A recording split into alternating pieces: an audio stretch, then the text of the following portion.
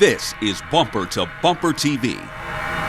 It's a small car that has a big image with American drivers.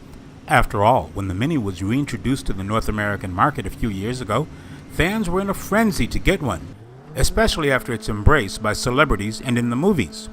Now, a few years later, the Mini finds itself in an increasingly crowded segment with competition from Toyota, Nissan, Suzuki, Chevrolet, and even Ford to some extent.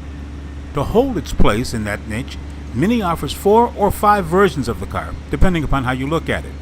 They range from the base Mini Cooper, to the S version, to the Clubman, and the top-of-the-line John Cooper edition.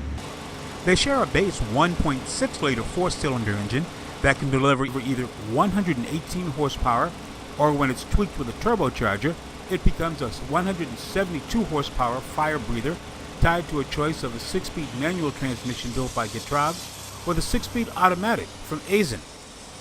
And for a handful of the environmentally correct, there is the electric Mini operating on lithium-ion cells. Of course, those owners lose the back seat to make room for the battery configuration. That back seat may as well not be there in the standard gasoline versions, but the second row becomes a lot more functional and accessible in the Clubman version with its clamshell doors. Even with its various versions, the real appeal of the Mini is the performance, with 0 to 60 times ranging from the high 6s to the low 10s for the Clubman version.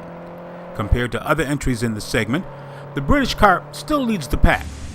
However, there is a price to the fun.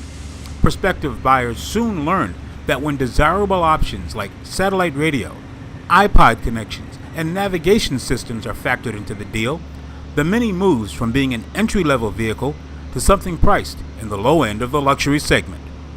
This is Greg Morrison.